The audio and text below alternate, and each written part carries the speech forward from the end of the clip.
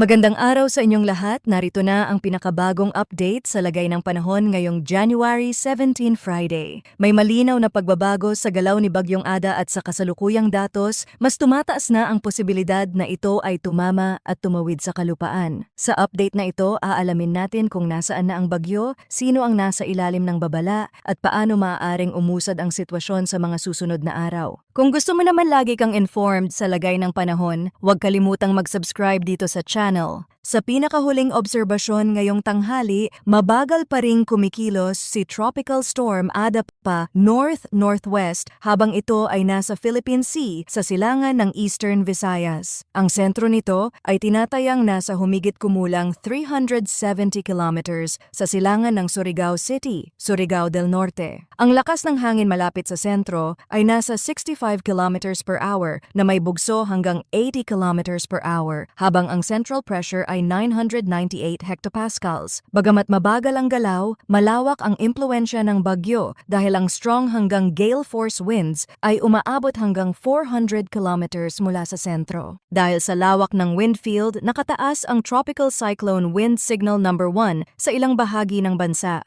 Ang signal na ito ay nangangahulugan ng banta ng strong winds sa loob ng 36 hours na maaaring magdulot ng minimal hanggang minor na pinsala. Sakop ng signal sa Luzon ang eastern portion ng Camarines Norte, Camarines Sur, Catanduanes, Albay, Sorsogon at ang eastern portion ng mainland Masbate kasama ang Ticao at Burias Islands. Sa Visayas, kabilang ang Northern Samar, Eastern Samar, Biliran, northern at central portions ng Leyte at ang eastern portion ng Southern Leyte. Sa Mindanao naman, kabilang ang Dinagat Islands, Surigao del Norte at Surigao del Sur. Sa mga lugar na ito, asahan ang madalas na bugso ng hangin at mas maalon na kondisyon sa baybayin na nakaharap sa silangan. Ayon sa pinakahuling track at intensity outlook ng PAGASA, mahalagang tandaan na ang forecast path ay maaaring magbago sa loob ng forecast confidence cone. Ibig sabihin kahit ang mga lugar na hindi direktang dadaanan ng sentro ay maaari pa ring makaranas ng malalakas na ulan at hangin. Mula ngayong araw hanggang bukas, inaasahang magpapatuloy ang generally northwestward na galaw ni Ada. Pagsapit ng Sunday, inaasahan ang unti-unting pagliko nito pa north-northwest hanggang northeast. Simula Tuesday evening, January 20, may indikasyon na kikilos ito pa southeast habang nasa dagat silangan ng Bicol region. Batay sa kasalukuyang projection, maaaring dumaan si Ada ng malapit sa Eastern Samar at Northern Samar bukas at sa Catanduanes sa araw ng Sunday. Kung bahagyang lilihis pa kanluran ang track, posible ang landfall sa ilang bahagi ng Eastern Visayas at Bicol region.